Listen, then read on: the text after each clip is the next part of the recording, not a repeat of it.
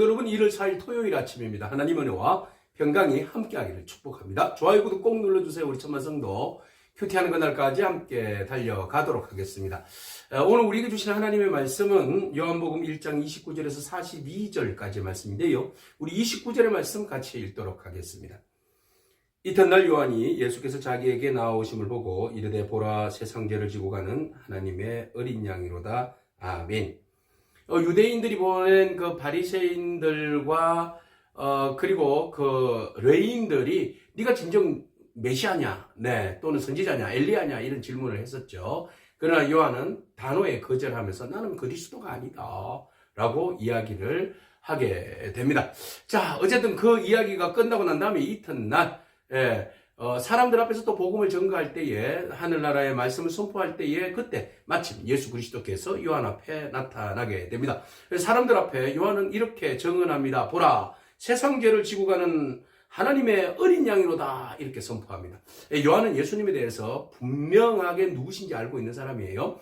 여기에서 이 한마디가 모든 것들을 다 예수 그리스도에 대해서 알려주고 있는 내용이죠. 바로 세상 죄를 지고 가시는 하나님의 어린 양이라고 표현하고 있습니다. 그러면 구약에 나오는 제사와 그리고 유월절과 연결되어 있는 그런 모습들을 우리가 볼 수 있죠. 하나님의 어린 양이니까 희생제물이 되겠죠. 그러나 세상 죄를 지고 가신다라고 이야기했을 때에 이분은 우리의 모든 죄를 지고 가시는 하나님이시다라고 이야기를 한 것이죠. 그래서 그는 하나님이다라고 이야기했으니까 우리의 모든 죄를 지고 가시는 하나님, 곧 메시아다, 그리스도시다, 이런 말을 하고 있는 겁니다. 자, 이 이야기를 했을 때 사람들은 이 말이 무슨 말인가 하고 의아할 수 있어요. 그러자 요한은 말합니다. 전에 내가 이야기했잖아. 내 뒤에 오시는 그분이 있는데 그분이 나보다도 먼저 계셨다라고 이야기를 하죠. 그래서 내가 비록 너희들에게 물로 세례를 주는데, 물로 세례를 베푸는 것은 여기에서 요한만큼의 독특한 이야기를 하고 있어. 그를 이스라엘에게 나타내려 함이라 그랬어요. 나는 그 다른 복음에서는 나는 물로 세례를 주지만 그는 성령으로 너희에게 세례를 준다, 뭐 이런 이야기를 하고 있지 않습니까? 그래서 나는 너희에게 물로 세례를 주는 것이 제3을 위하여서, 그죠? 죄를 회개케 하기 위해서 물로 세례를 준다, 뭐 이런 이야기하고 있는데, 그런 말들은 이제 거두절미하고, 내가 물로 세례를 주는 것은 바로 그분을 이스라엘에게 나타내려 하려 함이라 그랬어요. 그러니까 예수 그리스도께서 요한 앞에 와가지고 세례를 받잖아요. 그래서 드디어 그 세례를 베푸는 과정에서 성령이 비둘기같이 임하고 하나님의 음성을 듣고, 그래서 요한이 이분이 바로 하나님께서 성령 안에서 나에게 들려주시는 그 말씀처럼 이분이 세상 가운데 하나님의 세상 죄를 지고 가시는 하나님의 어린 양이다라고 확신하게 되는 것이죠. 자, 그래서 요한이 이야기합니다. 그를 이스라엘에 나타내려 함이라 하고 난 다음에 요한이 증언합니다. 봄에, 자, 내가 볼 때에 성령이 비둘기같이 하늘로부터 내려와서 그 위에 머물렀다. 그래서 이분이 성령께서 말씀하시는 바로 그분, 세상 죄를 지고 가시는 하나님의 어린 양이라는 것을 분명하게 나에게 보여주시고, 그리고 나로 하여금 확신을 갖게 하시는구나. 왜? 그전에 나는 몰랐다는 거예요. 나도 그를 알지 못했다. 33절. 나도 그를 알지 못했지만, 그러나 나를 보내 물로 세례를 베풀라 하신 그 이가, 성령님께서 내게 말씀하시기를 성령이 내려서 누구 위에 머무는 것을 보거든 곧 그가 성령으로 세례를 베풀어 주실 이인 줄을 알아라, 그렇게 이야기했어요. 그래서 요한은 물로 세례를 주지만 그분은 성령으로 세례를 주시는 분이시다 라는 것이죠. 그럼 물세례와 성령 세례와 다릅니까? 연관성은 있어요. 그렇지만 성령 세례라는 것은 말 그대로 성령 안에서 예수 그리스도께서 예수 그리스도와 함께 세례를 베풀므로, 받음으로 인하여서 주님께서 베풀어 주신 그 세례잖아요. 그 세례로 인하여서 우리가 그리스도와 함께 십자가에 죽고 또 그리스도와 함께 다시 새 생명으로 살아가서 우리가 거듭난 생활로, 거듭난 그 사람으로 중생을 경험하는 그 과정이 바로 성령 세례죠.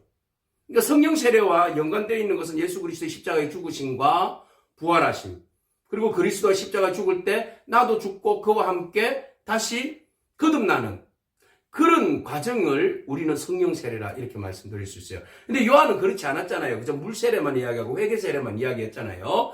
그렇지만 그것이 사실은 성령 안에서 이루어지는 거고, 사실 예수 그리스도께서 십자가의 죽으심으로 인해서 언제나 성령 세례가 모든 사람들에게 적용되어지고 역사되어지는 거죠. 자, 그래서 요한이 말하는 거죠. 나는 물세례를 너희에게 베풀고 물세례를 이야기하지만 이 과정을 통하여서 그는 분명 너희들에게 성령으로 세례를 주실 분이시다 라고 확고하게 이야기하는 거예요. 그래서 성령으로 세례를 주시는 그분은 내가 보고 그가 하나님의 아들이심을 증언하였노라 하니라 그랬어요.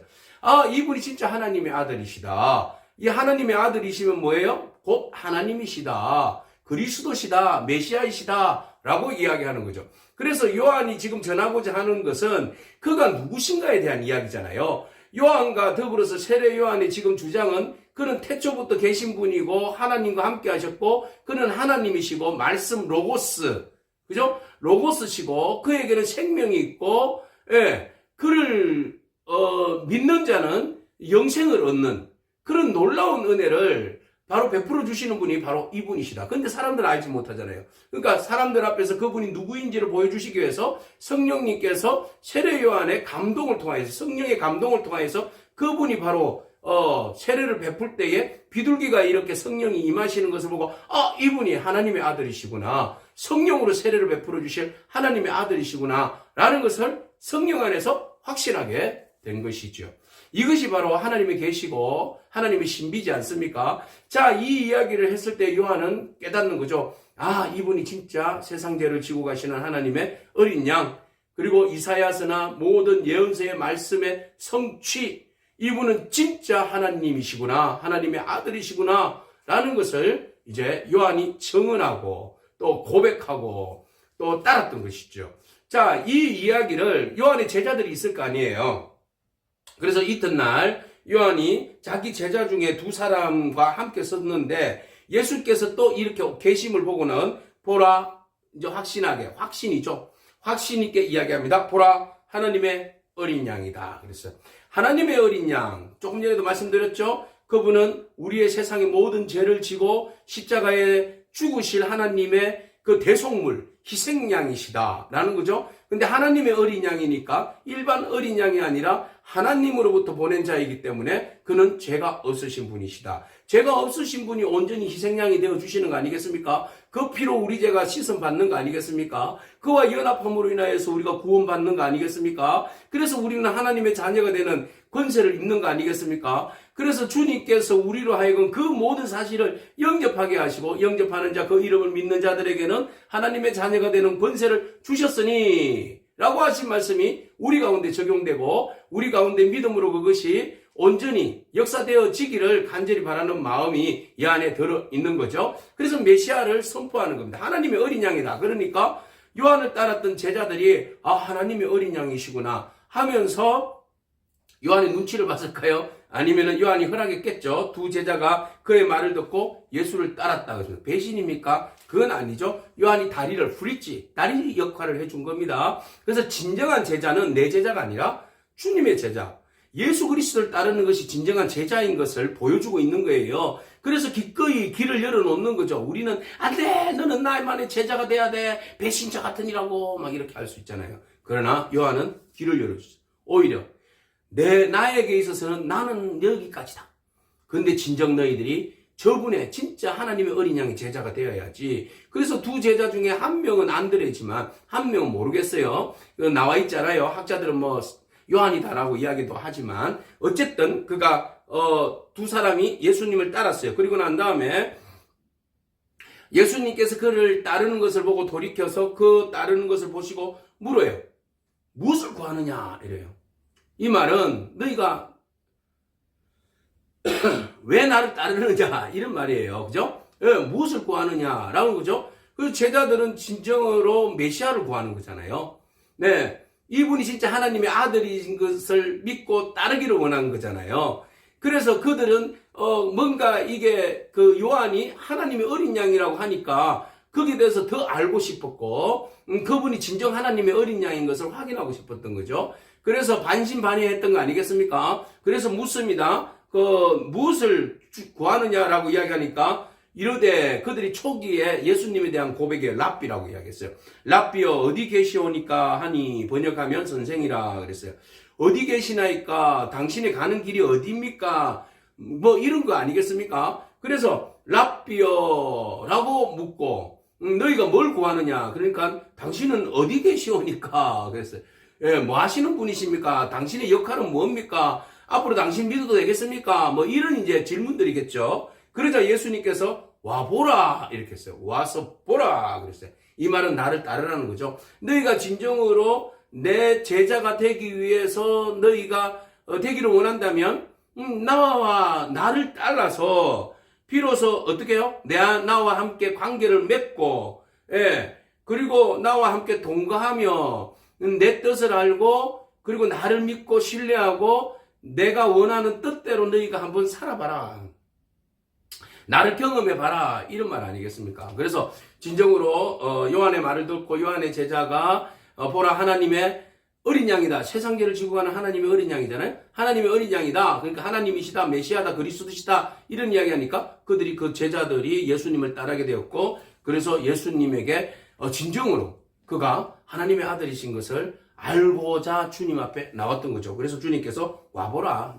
나와 함께 살아봐라. 지내보라. 이런 말의 뜻입니다.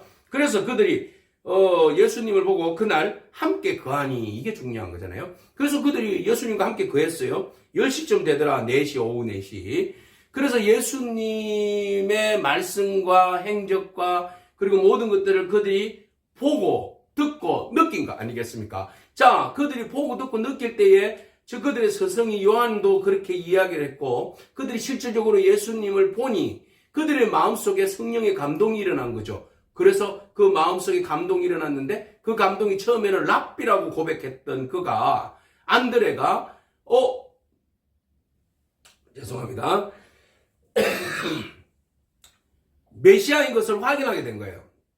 그래서 그가 요한의 말을 듣고 예수님을 따르던 두 사람 중에 한 사람이 시몬 베드로의 형제 안드레였다. 한 사람의 이름이 드러났어요. 그래서 그가 먼저 자기 형제 시몬에게 찾아갔어요. 그리고 나서 그의 고백을 보세요. 메시아를 만났다. 메시아는 그리스도다.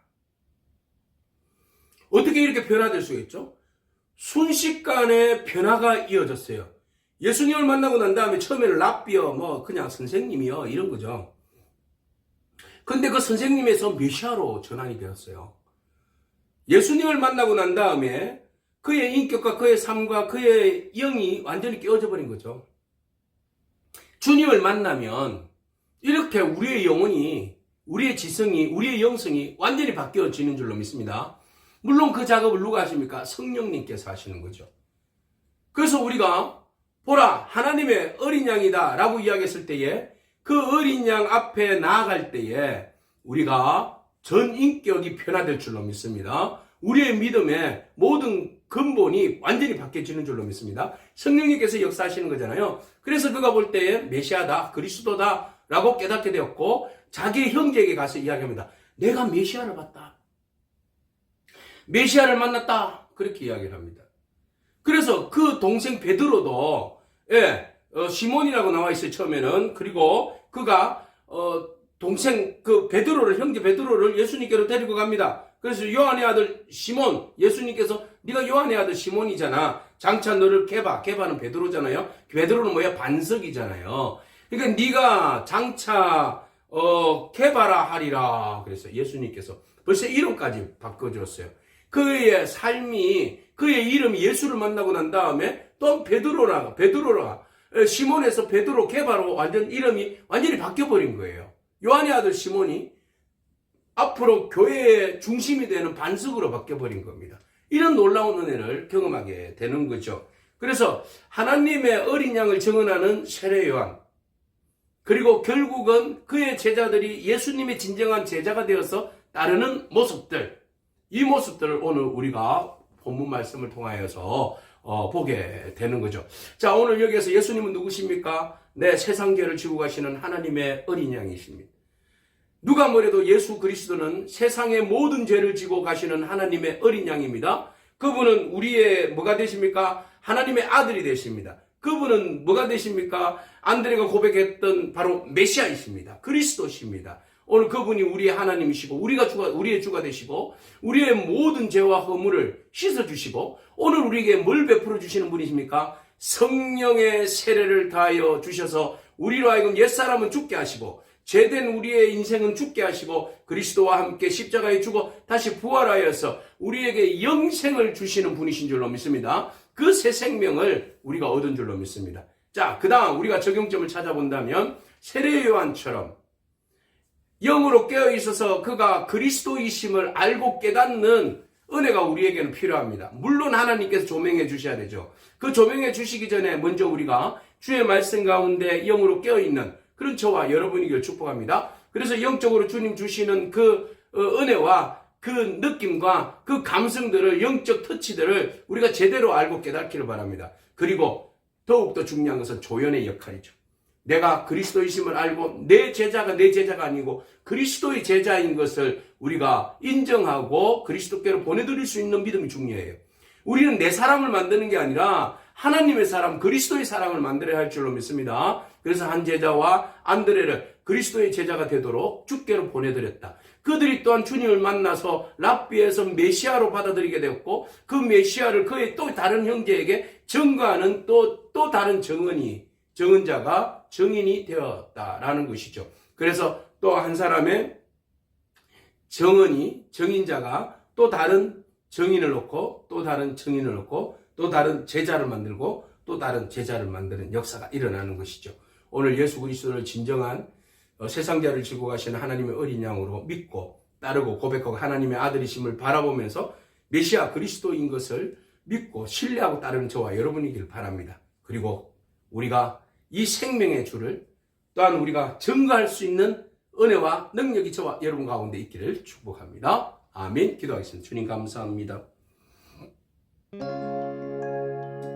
세상 죄를 지고 가신 하나님의 어린 양 예수 그리스도를 알고 깨달아서 사람들에게 그분이 진정 메시아임을 하나님의 아들이심을 선포하는 요한의 믿음과 강직한 선포할 수 있는 그 은혜와 능력을 우리 가운데 허락하여 주시옵소서. 주님은 우리의 영원한 생명이시고 그리스도시요 살아계신 하나님의 아들이시고 세상 죄를 지고 가시는 하나님의 어린 양이심을 믿습니다. 우리의 영혼을 지켜주시고 구원하여 주시고 끝까지 그리스도를 주라 시인하며 믿음으로 주님을 전가하는 삶을 살아갈 수 있도록 우리의 영혼을 깨워 주시옵소서. 감사드립니다. 예수님의 귀하신 이름으로 기도합니다. 아멘. 오늘도 믿음으로 승리하길 축복합니다. 아멘.